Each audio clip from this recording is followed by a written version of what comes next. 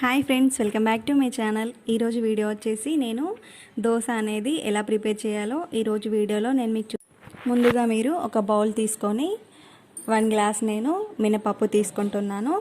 ఇప్పుడు దీంట్లో వాటర్ పోసుకొని బాగా వాష్ చేసుకోండి.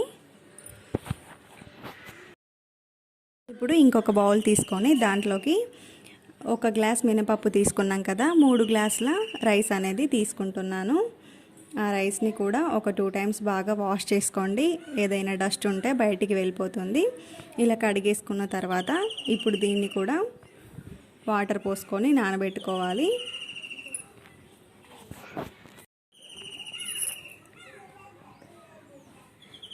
ఇప్పుడు ఈ బ్యాటర్ అంతా కూడా ఒక 6 అవర్స్ నానబెట్టుకోవాలండి. ఇలా మూత పెట్టుకొని ఈవినింగ్ పెట్టుకుంటే నైట్ వరకు కూడా ఇలాగే నానాలి. ఇప్పుడు రైస్ అలాగే మినపప్పు 2 నానిన తర్వాత దీన్ని మిక్సీ జారీలో వేసుకొని దీంట్లో ఇప్పుడు సీక్రెట్ ఇంగ్రీడియంట్ వచ్చేసి నేను ఉడికించిన రైస్ వేస్తున్నానండి. ఇలా రైస్ వేయడం వల్ల ఏంటంటే దోశలు అనేవి మెత్తగా వస్తాయి, అలాగే కలర్ కూడా చాలా బాగుంటుంది. ఒకసారి మీరు కూడా ట్రై చేయండి. ఇప్పుడు దీంట్లోకి కొన్ని వాటర్ పోసుకొని నేను మిక్సీ చేసుకుంటున్నాను. ఇప్పుడు ఇలా మిక్సీ చేసి పెట్టుకోవాలి. దీన్ని ఒక బౌల్లోకి తీసుకొని ఓవర్ నైట్ అంతా నానబెట్టుకోవాలి. ఇప్పుడు నేను చట్నీ కోసం బాండి పెట్టేసి బాండి హీట్ అయిన తర్వాత నేను పల్లీలు వేయించుకుంటున్నాను. పల్లీలు ఇలా వేగిపోయిన తర్వాత వీటిని ఒక ప్లేట్లోకి తీసుకొని ఇప్పుడు దీంట్లోకి ఆయిల్ వేసేసి పచ్చిమిర్చి, టొమాటో ముక్కలు అలాగే ఉల్లిపాయ ముక్కలు వేయించుకోవాలి. ఇలా వేస్తే చట్నీ అనేది చాలా టేస్ట్ ఉంటుంది.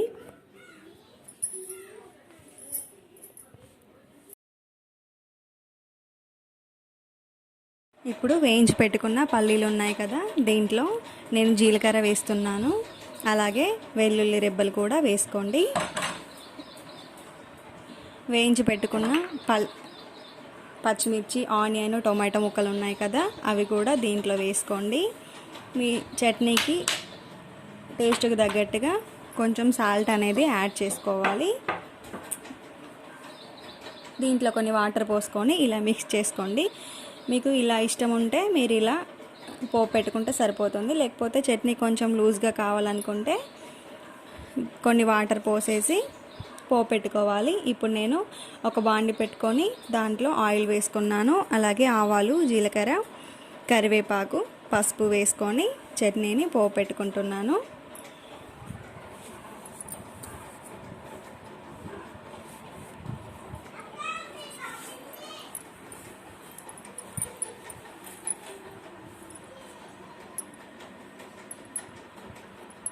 చట్నీలు చాలా టైప్స్ చేసుకుంటారండి. నేను ఇలా చేస్తాను.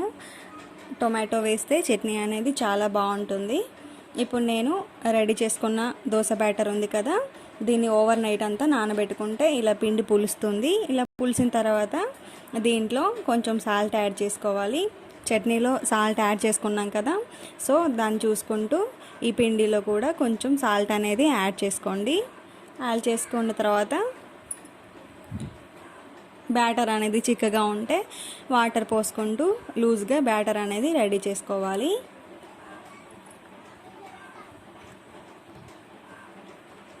ఇలా పల్చగా బ్యాటర్ రెడీ చేసుకోండి. స్టవ్ వెలిగించి ప్యాన్ పెట్టండి. ఇప్పుడు ప్యాన్ హీట్ అయిన తర్వాత మీరు ఆయిల్ పెట్టుకోండి. ఆనియన్తో మీరు పెనంకి కనుక ఆయిల్ పెట్టుకున్నారంటే మీకు దోశ అనేది విరిగిపోకుండా చాలా బాగా వస్తుంది. ఇప్పుడు ఇలా దోశను రెడీ చేసుకోండి.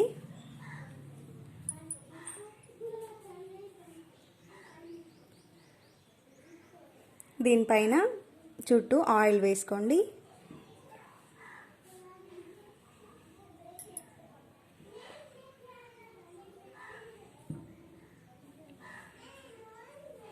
ఇలా ఆయిల్ వేసుకున్న తర్వాత ఒక 2 మినిట్స్కి దోశ కింది వైపున రెడీ అయిపోతుంది. ఇప్పుడు నెక్స్ట్ పై వైపు తిప్పుకుంటే ఎంతో టేస్టీగా ఉండే దోశ అనేది రెడీ అయిపోతుంది. నేను చెప్పిన టిప్స్ ఫాలో అయ్యి మీరు దోశ అనేది రెడీ చేసుకోండి.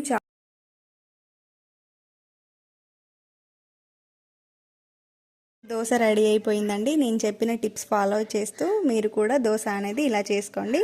Okay friends, bye bye.